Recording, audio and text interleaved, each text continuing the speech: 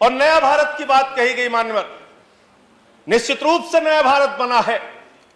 2014 से हमने देखा है नया भारत, जिस नए भारत के अंदर मॉब लिंचिंग करके लोगों को मारा गया।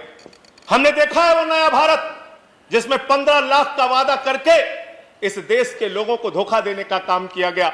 हमने देखा है वो नया भारत जिसमें 2 करोड़ नौजवानों को हर साल नौकरी देने की बात कह के 84% रोजगार घटा है। और हिंदुस्तान की आजादी के बाद पहली बार ऐसा हुआ कि 45 वर्षों में बेरोजगारी का स्तर सबसे ज्यादा अगर बढ़ा है तो इस कार्यकाल में बढ़ा है। हमने देखा है नया भारत मानव। और प्रधानमंत्री जी जिस दिन प्रचंड बहुमत लेकर आए, हम सब ने उनको बधाई दी, शुभकामनाएं दिया मान्यवर। और उन्होंने एक बात कही थी कि सरकारें बहुमत से चलती हैं लेकिन देश सर्वमत से चलता है। बहुत अच्छा लगा सुन के, मन प्रसन्न हो गया। लेकिन हमने देखा वो सर्वमत का दिस, हमने देखा किस तरह का वातावरण इस पार्लियामेंट के अंदर बनाया गया, लोकसभा के अंदर बनाया गया। हमने देखा मान्यवर, इस संविधान के तहत इस लोकसभा राज्यसभा का गठन हुआ है। ये लोकतंत्र का सर्वोच्च मंदिर है मान्यवर। और इस सर्वोच्च मंदिर में जय श्री राम का कोई नारा लगा रहा है, कोई अल्लाह अकबर का नारा लगा रहा है, कोई जय मां काली का नारा लगा रहा है, कोई राधे राधे का नारा लगा रहा है। आप इन नारों से खुश हो सकते हैं, ये लेकिन धर्म के प्रचार का अड्डा नहीं है, ये मुल्क के संविधान की रक्षा का अड्डा है। ये बाबा साहब भीमराव अंबेडकर के संविधान की रक्षा का अड्डा है मान्यवर। जिस सपने को लेकर हमारे वीर सपूतों ने अपने प्राणों की आहुति दी, उस सपने की रक्षा को करने का ये मंदिर है मान्यवर। यहां पर नारे लगा के हम एक दूसरे के ऊपर खुश हो सकते हैं। वंदे मातरम पे सवाल उठाते हैं, मुसलमानों की देशभक्ति पे आप सवाल उठाते हैं, और कुछ लोग ऐसी टिप्पणी भी करते हैं जो मेरी समझ में नहीं आता। मैं अन्ना जी के आंदोलन के मंच का संचालन कर रहा था मान्यवर। मेवात से एक मुस्लिम लड़की उस मंच के संचालन के दौरान कही कि उसने कहा कि मैं समर्थन देने आई हूं, भाषण देना चाहती हूं। भाषण जब उसने समाप्त किया उस मुस्लिम लड़की ने, तो उसने कहा भारत माता की जय, भारत माता की जय, वंदे मातरम। और मैं उस विचारधारा से सहमत नहीं हूं। मेरा इस्लाम इतना कमजोर नहीं कि वो वंदे मातरम कहने से खत्म हो जाए। इस तरह की सोच के लोग हिंदुस्तान में रहते हैं। मैं जिस सुल्तानपुर के छोटे से शहर में काम करता था, वहां मेरे साथ शमशाद भाई काम करते थे। बहुत आपसे ज्यादा तेज भारत माता की जय वो लगा सकते हैं, वंदे मातरम लगा सकते हैं। आप आज इस नए भारत में कर क्या रहे हैं? झारखंड में क्या हुआ मान्यवर? चोरी के आरोप में एक आदमी को पीट के मार दिया गया इसलिए कि वो मुसलमान था, एक वर्ग विशेष से था। क्या इसकी चिंता इस सदन को नहीं होनी चाहिए? क्या धर्म के नाम पे इस देश के अंदर बंटवारे चलते रहेंगे? ये विविधता में एकता वाला देश है। यहाँ पे सभी धर्म, सभी जाति, सभी वर्ग के लोगों को सम्मान से रहने का हक है। लेकिन आपको तो दाढ़ी से आपत्ति हो जाती है, टोपी से आपत्ति हो जाती है। अच्छा हुआ आप 1857 में नहीं थे, वरना दाढ़ी रखाकर जिन उलेमाओं ने अंग्रेजों के खिलाफ लड़ते हुए अपने सर कटवाए, उनके बलिदान को आप शर्मिंदा करते, उनके बलिदान को आप शर्मिंदा करते। आप जानना चाहते हैं मुसलमानों का इतिहास, तो पढ़िए शहीद अशफाकुल्लाह को। जब फैजाबाद की जेल में उनको फांसी के फंदे पर ले जाया जा रहा था, उनसे पूछा गया आपकी कोई अंतिम इच्छा? तो उन्होंने कहा कुछ आरजू नहीं है, बस आरजू है इतनी, रख दे जरा से कोई खाके वतन कफन पे। यह है मुसलमानों का इतिहास, पढ़ लेना। बहादुर शाह जफर के इतिहास को पढ़ लेना। उनके बेटों का सर कटवा के रंगून की जेल में उनके सामने रखा गया मान्यवर। पुलिस के, अंग्रेज के पुलिस अफसर जब बहादुर शाह जफर को गिरफ्तार करने के लिए आए थे, तो उनका मजाक उड़ाते हुए उन्होंने कहा कि दमदमे में दम नहीं, अब खैर मांगो जान की, ऐ जफर ठंडी हुई शमशीर हिंदुस्तान की।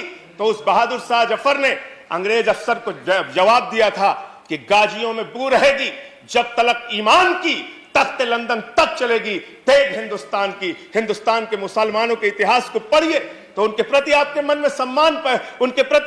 में सम्मान पैदा होगा।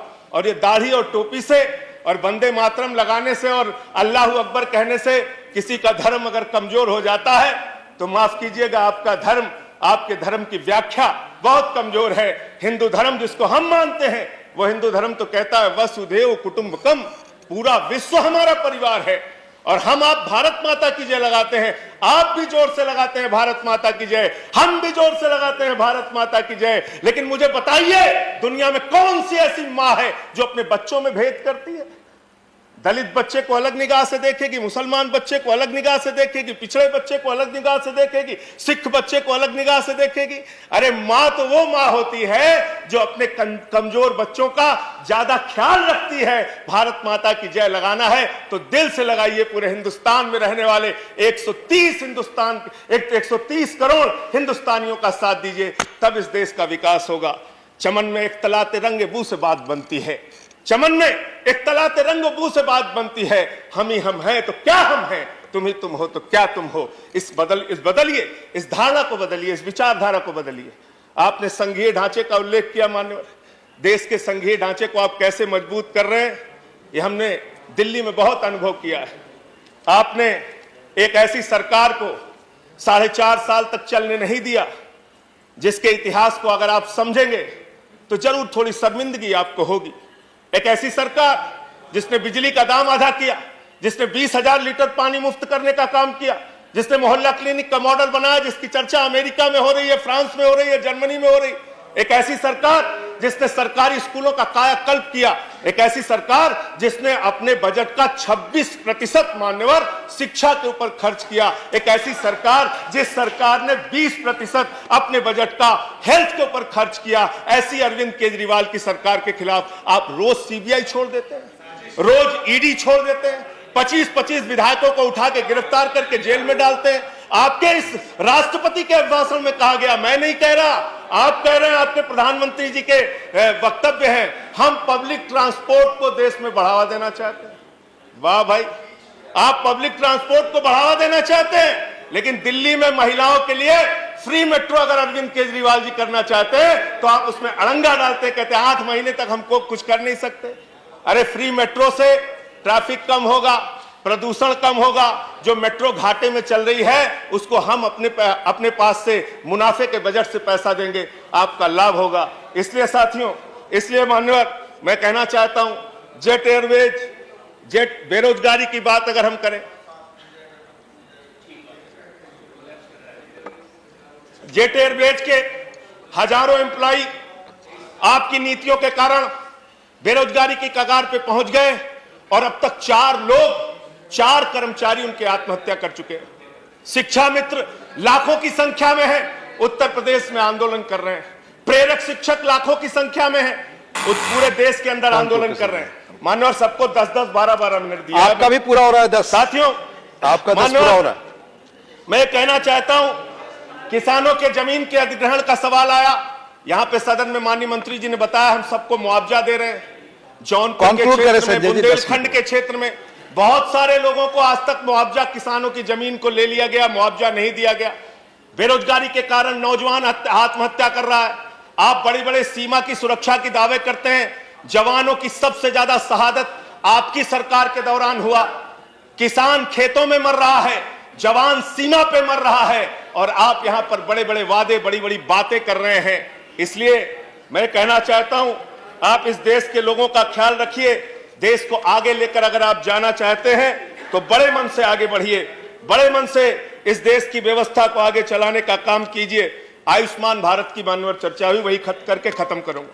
आयुष्मान भारत की चर्चा आपने किया, कहा कि 50 करोड़ लोगों को हम लोगों ने स्वास्थ्य सेवा में 5-5 लाख रुपए का स्वास्थ्य के लिए बीमा योजना अंतिम आयुष्मान भारत की सच्चाई क्या है मान्यवर?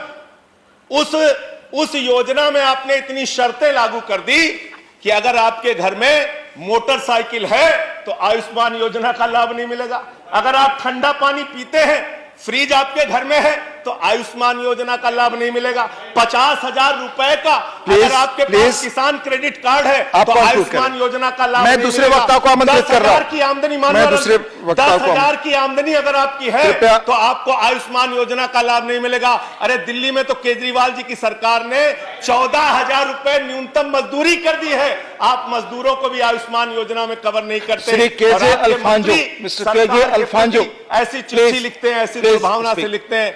अंत में Please, yes, सर, we'll अंत come में- tomorrow. अंत में Tomorrow we'll एक get time. मिनट कह के मैं खत्म करूंगा सर, एक मिनट Please. सर। सबको आप आपने दिया, conclude बस करें। अंत में सर, Already 11 अंत में minutes. सबको आपने दिया 11 मिनट हो गए हैं। एक मिनट सर, एक मिनट सर, एक मिनट सर। आप बैठे प्लीज, आनंद जी प्लीज। अंत में इस सरकार के लिए चंद लाइनें बस वही पढ़ के खत्म करूंगा। हिंदू और मुस्लिम के एहसासात को मत छेड़िए, अदम गोंडवी की लाइनें हैं। हिंदू और मुस्लिम के एहसासात को मत छेड़िए, अपनी कुर्सी के लिए जज्बात को मत छेड़िए। हम में कोई हूड़ है, कोई शक, कोई मंगोल है, दफन है जो बात, अब उस बात को मत छेड़िए। गर गलतियां बाबर ने की, जुम्मन का घर फिर क्यों जले, ऐसे नाजुक वक्त में हालात को मत धन्यवाद, छेड़िए। धन्यवाद। छेड़िए एक जंग मिलजुल कर गरीबी के खिलाफ।